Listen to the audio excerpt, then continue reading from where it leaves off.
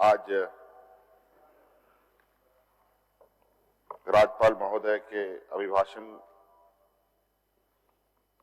पर चर्चा का आखिरी दिन है और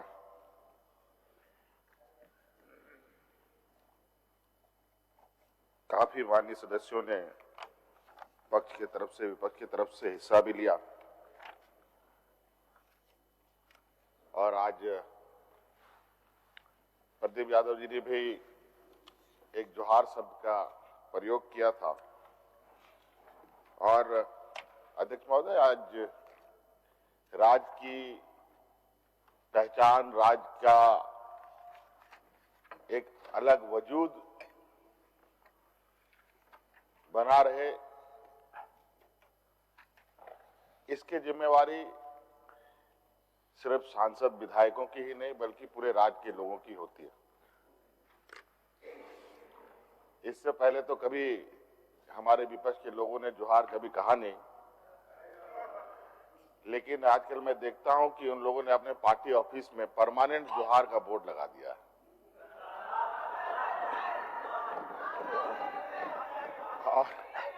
और आजकल ये एक संकेत अच्छा है, ये मैं मानता हूं, मैं धन्यवाद देता हूं कि कम से कम हम लोगों की इस परंपरा को आप लोग एक्सेप्ट तो कर रहे हैं। और तो और अध्यक्ष महोदय, ये बहुत गौरव की बात है, जो भी हो वो उनका तो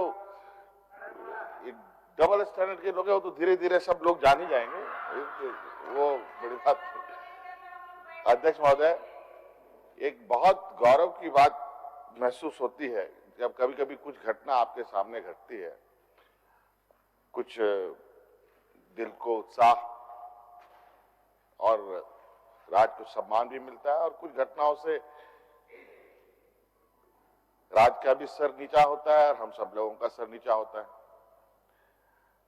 तो अध्यक्ष महोदय, अभी हाल में ही आपने एक कार्यक्रम में हिस्सा लिया होगा, बहुत सारे सदस्य विपक्ष के लोग भी गए थे।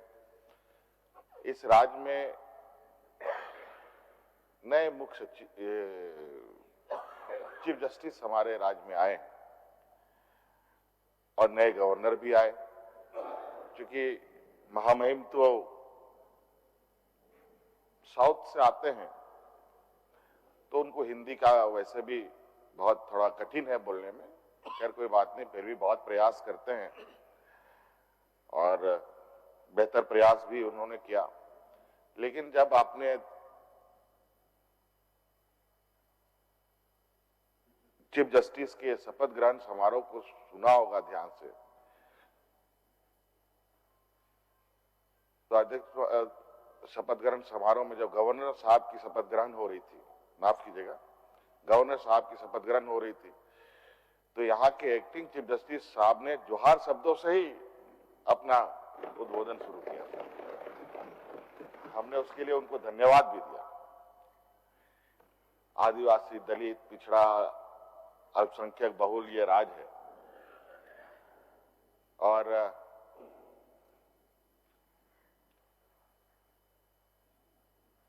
इन वर्गों को आगे बढ़ने का और बड़े बड़े ऊंचे ऊंचे पदों पर पहुंचना तो दूर की बात है अध्यक्ष महोदय,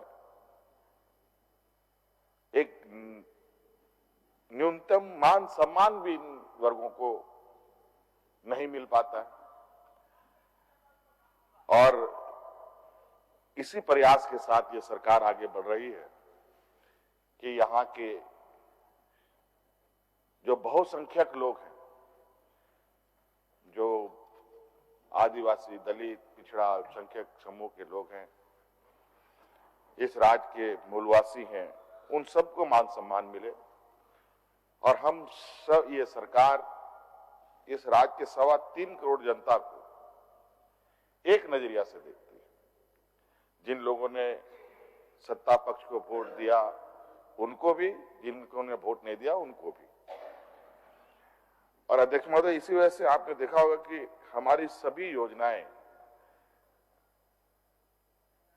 कोशिश तो प्रयास होती है कि इन कमजोर वर्ग को थोड़ा सा ज्यादा ताकत हम लोग दें, लेकिन अचानक उन कार्यक्रमों का इस कदर उसकी लोग प्रशंसा करते हैं कि उसकी मांग ज्यादा होने लगती है, तो बाकी समूह को भी उसमें हम लोग शामिल कर लेते हैं। कई ऐसे प्रोग्राम हुए अध्यक्ष महोदय जो जहां हम लोग आदिवासी दलितों से शुरू करते हैं तो ओबीसी, पिछड़ा वर्ग, अल्पसंख्यक सभी लोगों को शामिल कर लेते हैं। तो अध्यक्ष महोदय, आज हम लोग का ये सदन 27 फरवरी से शुरू हुआ। माननीय राज्यपाल महोदय जी ने जो अभिभाषण पढ़ा अध्यक्ष महोदय, ये अध्यक्ष महोदय ये कोई नई परंपरा नहीं है, नई परिपाटी नहीं है। ये सदियों से चली आ रही एक परिपाटी है और ये लोकतांत्रिक तरीके से सदन की कार्रवाई को आगे बढ़ाया जाता है अध्यक्ष महोदय। और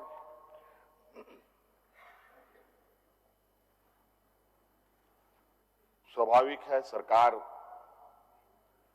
अपने कार्यों के संदर्भ में राज्यपाल के माध्यम से पूरे राज्य को, पूरे सदन को अवगत करवाते हैं। सत्ता पक्ष के लोगों ने भी यही किया था अध्यक्ष महोदय। लेकिन आपने एक इसमें खास बात देखी होगी अध्यक्ष महोदय, जो हम कर सकते थे लेकिन हम लोगों ने नहीं किया अध्यक्ष महोदय, क्योंकि हम लोग पॉजिटिव सोच के साथ सरकार को चलाने का हम लोगों का प्रयास है। अगर सरकार ने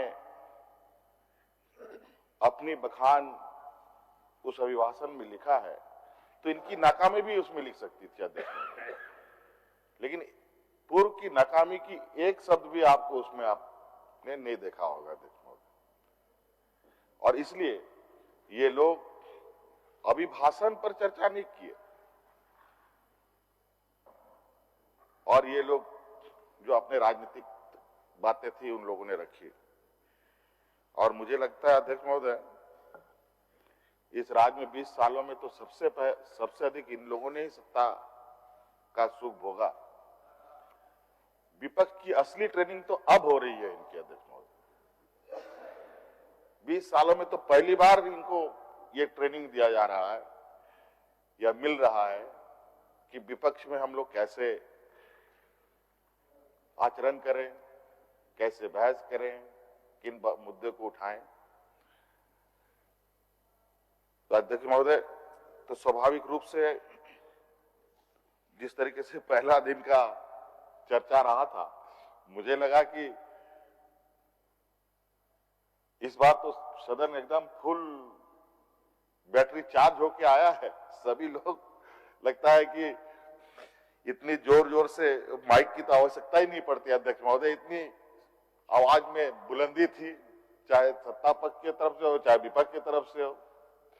बिंची रनायण साहब ने तो मुझे तो उसमें हेडफोन लगाने की भी जरूरत नहीं पड़ी, इतनी जबरदस्त इनकी आवाज थी।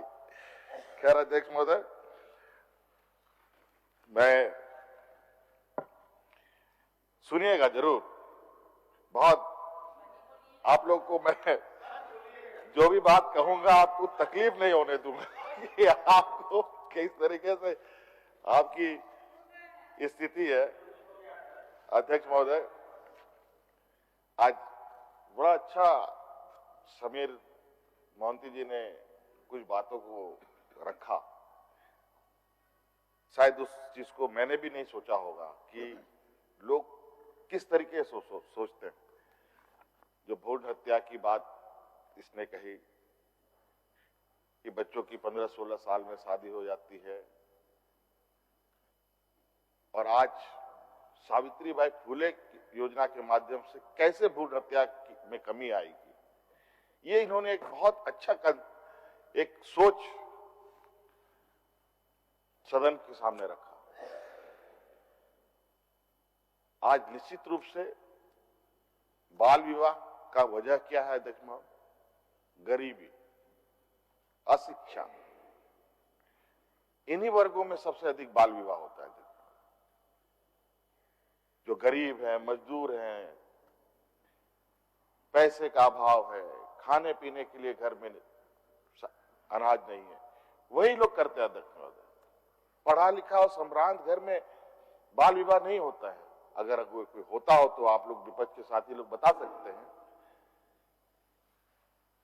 आज इस योजना के माध्यम से निश्चित रूप से किसी भी बच्ची का स्वाभिमान भी बढ़ेगा और एक बालिक होने तक पढ़ने की भी उसकी इच्छा जगेगी, तो बाल विवाह का भी समस्या खत्म।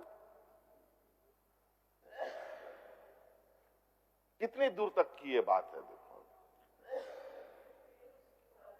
और हम लोगों ने इस आशय से इस योजना को चुना था कि बच्ची पढ़ेगी तो उसकी आने वाली पीढ़ी भी पढ़ा लिखा होगा, समझदार होगा। अगर हम इस योजना का दायरा को देखें तो दायरा तो उससे कहीं और ज्यादा निकल रहा है देखिए महोदय। तो कई योजनाओं के बारे में इन्होंने बहुत अच्छे तरीके से उसको परिभाषित किया। निश्चित रूप से सरकार एक पॉजिटिव सोच के साथ, अगर सरकार की या किसी भी व्यक्ति का सोच अच्छा है,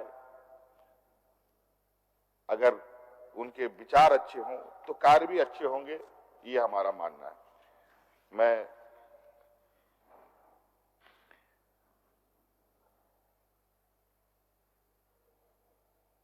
अध्यक्ष महोदय,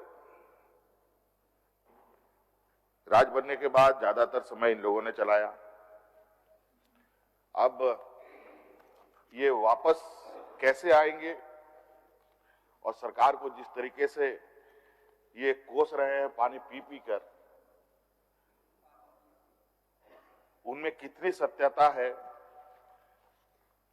कभी लॉ एंड ऑर्डर की बात, कभी व्यक्तिगत कटाक्ष के बाद,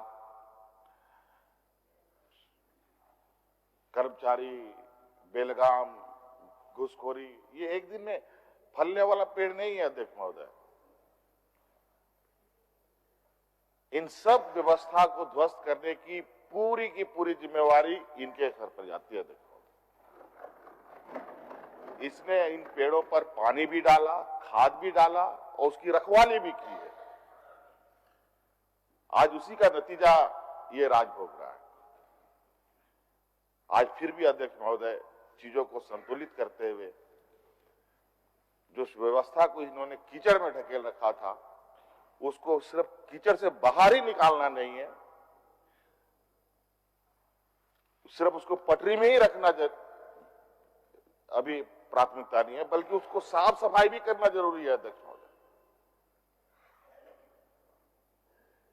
तो अभी अध्यक्ष महोदय सरकार तो बनी हमारी 2019 में 3 साल ही हुए, और 3 साल में तो 2 साल कोरोना में हम लोग किस तरीके से उथल पुथल पूरा देश दुनिया में रहा, किसी ने नहीं, किसी को बख्शा नहीं गया, सभी लोग फंसे इसमें। और झारखंड जैसे पिछड़े राज्य में तो और भी बुरा हाल होता है। ऐसे राज्यों के साथ तो ये अब एक अभिशाप की तरह होता है। अध्यक्ष महोदय, मुझे ये समझ में नहीं आता है, माननीय विपक्ष के लोग ऐसे समूह से आते हैं जिनके पास असीम शक्तियां हैं। संयोग से पिछला तो डबल इंजन की सरकार थी अध्यक्ष महोदय। इनके पास धन, बल, बुद्धि, विवेक, हर चीज से परिपूर्ण है। ये वो समुदाय के लोग हैं अध्यक्ष महोदय जो लोग गुजरात को चलाते हैं। ये उन समुदाय के लोग हैं अध्यक्ष महोदय जो आज देश को चलाते हैं। आज ये वो समुदाय के लोग हैं अध्यक्ष महोदय जो महाराष्ट्र को चलाते हैं। आज वो राज्य आगे चला गया अध्यक्ष महोदय, झारखंड पीछे क्यों चला गया अध्यक्ष महोदय? क्यों पीछे चला गया? मैं इनसे पूछना चाहता हूं। आप में कौन सी ऐसी कमी रह गई कि ये राज्य देश का सबसे पिछड़ा राज्य रह गया? क्या आपके ऊपर वालों ने ज्ञान नहीं दिया आप लोगों को कि क्या सिर्फ इस राज्य को चारागाह बनाने के लिए आप लोग को यहां बैठाया गया था?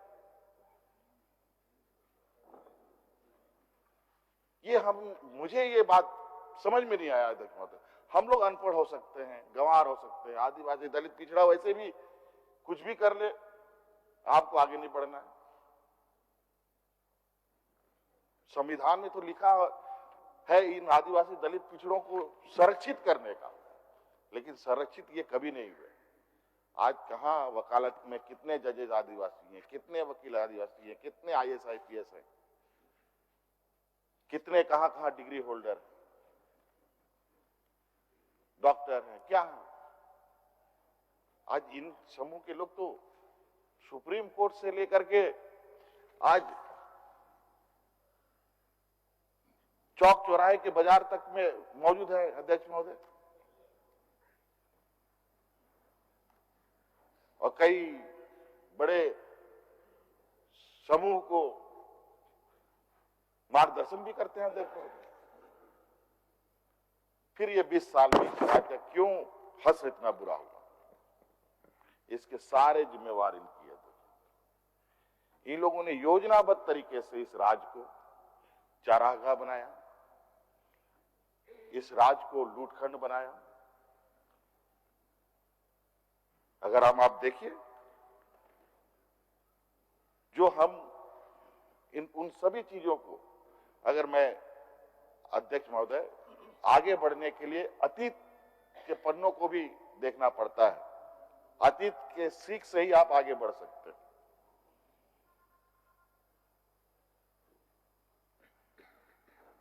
आज हमारे राज्य देश का सबसे पिछड़ा राज्य होने के कारण कई चीजों से, कई मुसीबतों से जूझ रहा है। शिक्षा का तो अभाव है।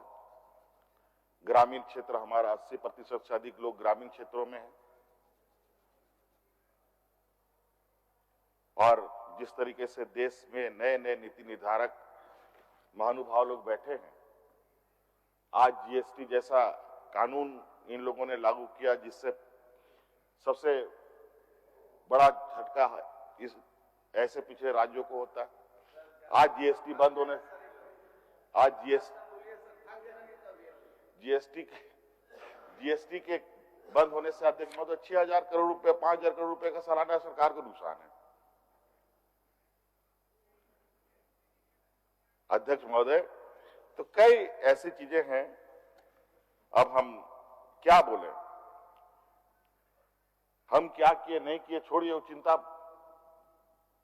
हम लोगों को करना है, राज्य वालों को करना है, झारखंडियों को करना है, मूलवासियों को करना है, आदिवासियों को करना है। आपने क्या किया? आप लोगों ने तो यहां पर 1985 की नीति बना करके मिठाइयां बांटी। आप लोगों ने तो यहां पर स्थानीय भाषा में जिसका 100 नंबर का होता था उसमें 7 अंक दिए आपने। छात्रवृत्ति भी घोटाला कर दिया आपने। कंबल भी बेच दिया गरीबों का। हाथी उड़ाने के चक्कर में जमीन की दलाली कर डाली अध्यक्ष महोदय। और तो और इनकी सरकार को, आपको याद होगा अध्यक्ष महोदय, अखबारों में छपा है, इनकी सरकार तो ये भी कहा है कि झारखंड के युवा नौकरी के योग्य नहीं है। पढ़े थे कि नहीं आप लोगों ने? अरे वो तो दिया था तो बोलते, आप देते कुछ है बोलते कुछ है क्या? यही तो बात है। आपका बात कौन सी सच है, यही चिंता का बात है। आपने दिया तो आपने ये बोला कैसे? अध्यक्ष महोदय, स्कूलों को बंद कर देते हैं, बेहतर ही है। अध्यक्ष देखिएगा अभी सब दिखेगा, चिंता मत कीजिएगा अध्यक्ष महोदय। और तो और अध्यक्ष महोदय, झारखंडियों की अस्मिता, झारखंडियों की अध्यक्ष महोदय पहचान को समाप्त करने का षड्यंत्र इन लोगों ने किया अध्यक्ष महोदय। CAT SPT को खत्म करने का और जो अध्यक्ष महोदय, ये अध्यक्ष महोदय ये दवा घोटाला करके बैठे अध्यक्ष महोदय, ये देखिए ये दवा घोटाला करके बैठे अध्यक्ष महोदय, और यहाँ घुटनाते गए में आप उस समय नहीं थे अध्यक्ष महोदय। भानु जी समय नहीं थे। लैंड बैंक के नाम पर किस तरीके से जमीन को आप लोगों ने बंदर बांट किया है। प्रदीप जी ने कहा डिजिटल पंचायत के नाम से आप लोगों ने कहा तक बात प्रधानमंत्री से भी झूठ बोलवा दिया। क्या बात करते हैं, हम बताते हैं ना। अरे ये आपके समय का है, पूजा सिंघल का उसे मंत्री कौन था। मैं बताता हूं बैठिए मान्य सदस्य पूजा सिंघल के बारे में। और अध्यक्ष महोदय मनरेगा घोटाला इन्हीं के सरकार के कार्यकाल का। अध्यक्ष महोदय चार्जशीट फाइल होता है, चार्जशीट फाइल में एक भी माइंस का जिक्र नहीं होता है। अध्यक्ष महोदय ये लोग जब राजनीतिक रूप से नहीं सकते हैं तो ऐसे ही ईडी सीबीआई के थाह में बैठ जाते हैं। अरे अमित शाह जी ने क्या कहा आपने सुना। बाबूलाल जी ने कहा कि ये सरकार हटा दो। अध्यक्ष महोदय बैठिए रुक जाइए जबरदस्त। अमित शाह जी का बात सुन लीजिए। आपको मालूम है, आपको अच्छा लग रहा है, आपको अच्छा लग रहा है। रुक जाइए अध्यक्ष महोदय, अध्यक्ष महोदय अच्छा लग रहा है आपको। बैठिए भानु जी आखिर बैठना ही है, और कुछ भी हो जाए हम लोगों को साथ बैठना है। 5 साल के लिए जनता चुन के हम लोगों को भेजा है तो ही बैठना है। कहाँ जा रहे हैं आप लोग, बैठिए। कुछ भी हो 5 साल साथे बैठना है हम लोगों को। बैठिए बैठिए बैठिए बैठिए बैठिए।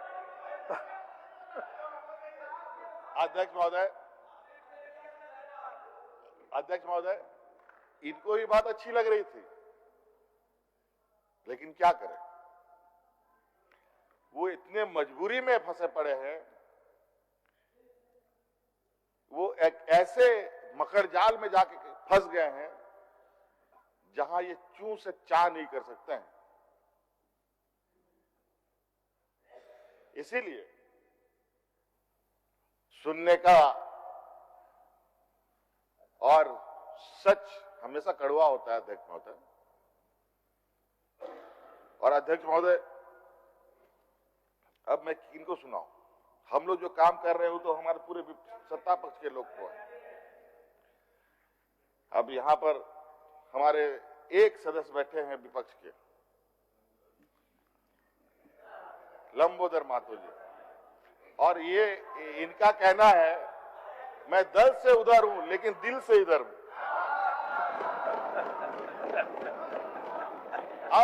अब अध्यक्ष महोदय ऐसे सदस्य का जो बैठने का स्थान का भी कुछ विशेष ध्यान होना चाहिए। अब इधर कर दे उनको। देहात में कहावत के लिए कि जो पहने केला का जर्सी उधर चला जाएगा जिधर मिलेगा कुर्सी। अध्यक्ष महोदय अब ये बात मैं किसको सुनाऊं, बहुत सारी चीजें हैं अध्यक्ष महोदय। आज जिस खनन को लेकर के इनकी बातें आ रही थी, इनको ये पता नहीं कि हम लोगों ने सेना जो रिटायर्ड चीफ न्यायाधीश के का एसआईटी भी गठित कर रखा है कि यहां क्या गड़बड़ी हो रही है, इसका दूध का दूध पानी का पानी होना चाहिए। अध्यक्ष महोदय जिस तरीके से वर्तमान स्थिति है, अभी तो शुरुआत है अध्यक्ष महोदय, देखिएगा तो झारखंड सबसे पिछड़ा राज्य है। वो दिन दूर नहीं, ये भारतवर्ष पूरा देश का सबसे पिछड़ा देश हो जाएगा। जो अभी एक गुब्बारा फटा है अध्यक्ष महोदय, जहां पर LIC और SBI का बड़ा पैसा लगातार डूब रहा है। यहां हम लोग 81 सदस्य लोग बैठे हैं, कर्मचारी बैठे हैं, ऊपर दर्शक दीर्घा में पत्रकार लोग बैठे हैं, पदाधिकारी हैं, कर्मचारी है। कोई ऐसा व्यक्ति नहीं है जो छोटा बड़ा एलआईसी ना लिया हो अध्यक्ष महोदय। और आज एलआईसी की स्थिति इतनी बद से बदतर हो रही है, वो ऐसा गोता लगा रहा है अध्यक्ष महोदय, वो कहां जाकर के रुकेगा कोई पता नहीं। बैंक के हाथ पैर फूल रहे हैं अध्यक्ष महोदय, कौन सा बैंक डूबने वाला है। और अभी तो भारत सरकार ने कानून भी बना दिया है, अगर बैंक डूब गया या दिवालियापन हो गया तो भले ही आपका 5 लाख रुपया हो, चाहे 5 करोड़ रुपया हो, चाहे 10 करोड़ रुपया हो, तो आपको मुआवजा के रूप में मात्र 1 लाख रुपया मिलेगा। शायद यही है, 1 लाख रुपया मिलेगा। तो अध्यक्ष महोदय बताइए, जो हम लोगों को कहते हैं कि आप बैंक में पैसा मत रखो, पॉलिथीन में रख करके जमीन में गाड़ दो, वो ज्यादा बैंक सुरक्षित है कि जो मौजूदा बैंक सुरक्षित है?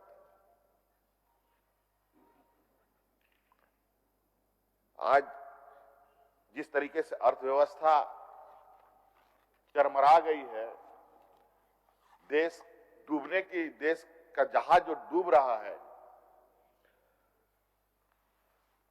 जहां इतना बड़ा पैसे का घोटाला हुआ, वहां ना जांच एजेंसी की कोई आवाज, ना खटखटाहट, ना पूछताछ, और ये चले हैं 54 अठन्नी खोजने के लिए।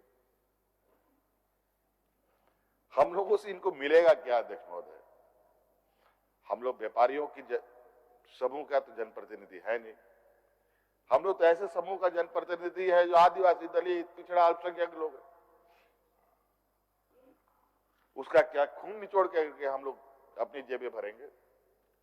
लेकिन ये वो लोग हैं अध्यक्ष महोदय जिसको ना खेती से लेना है, ना बाड़ी से लेना है अध्यक्ष महोदय, ना मानवता से इनको कोई लेना देना है अध्यक्ष महोदय। अभी हाल में देख लीजिए, ये लोग बात करते हैं अध्यक्ष महोदय लॉ एंड ऑर्डर की। अभी कल परसों ये घटना है अध्यक्ष महोदय, यूपी में एक परिवार क्या इन लोगों ने बुलडोजर करके जान ले लिया, यहां तक जानते हुए कि उस घर पे परिवार है। यहां थोड़ा सा कुछ घटना घटता है तो ह्यूमन राइट्स का दर्जनों लोगों को दिल्ली से रवानगी कर दी जाती है, वहां कोई ह्यूमन राइट्स नहीं जाएगा। बड़ा विचित्र है। देश एक ऐसे दौर से गुजर रहा है अध्यक्ष महोदय जहां यह सोचना बहुत ही आवश्यक है। आज एन केन प्रकार इनके समर्थन से जो सरकार नहीं है उनको परेशान करो।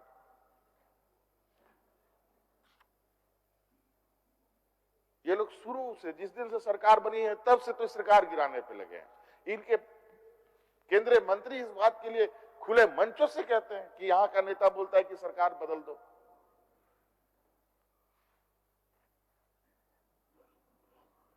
ये तो खुले मंच में ये बात बोल रहे हो, उसके बाद ना जाने क्या क्या बोलते होंगे। कितना इनके मन में षड्यंत्र का जो पैमाना है अध्यक्ष महोदय, इतना अधिक है जिसका आप अंदाजा नहीं लगा सकते। आज इसीलिए अध्यक्ष महोदय, आज हम लोग 30 साल 40 साल के बाद अध्यक्ष महोदय मैं बूढ़ा पहाड़ गया। यहां इस राज्य में कई ऐसे जगह हैं अध्यक्ष महोदय जहां सरकार की ना नजरें, ना आवाज, ना सरकारी कर्मचारी पहुंचा। आज भी कई जगह है, लेकिन सरकार का निरंतर प्रयास है अध्यक्ष महोदय। आपने देखा सरकार आपके द्वार के माध्यम से पंचायत में हम लोगों ने शिविरें लगाई, पदाधिकारी गए, हमारे माननीय सदस्य तो उनमें उनके हिस्से रहे ही है, बल्कि विपक्ष के कई नेता लोग उन सभी शिविरों में जा करके ग्रामीण के लोगों की समस्याओं का समाधान कर रहे थे, ये खुद जाकर के। लेकिन आज उस बात को उस योजना को ये लोग खराब बोलते हैं।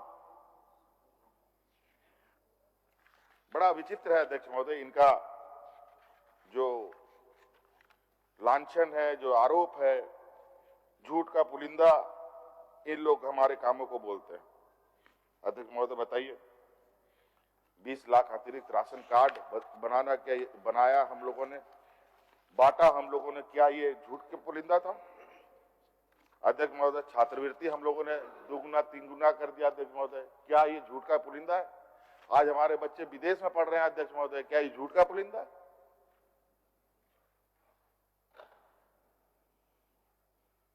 अध्यक्ष महोदय, ये सरकार कागजों पे काम नहीं करती। अध्यक्ष महोदय, जमीन में काम करती है, और जमीन में जा करके खुद भी इसका आकलन हम सब लोग करते हैं।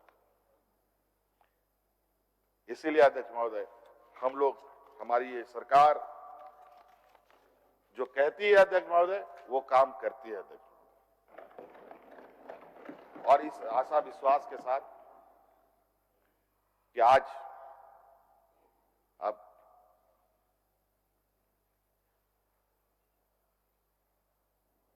आने वाला समय में निश्चित रूप से इस विषय पर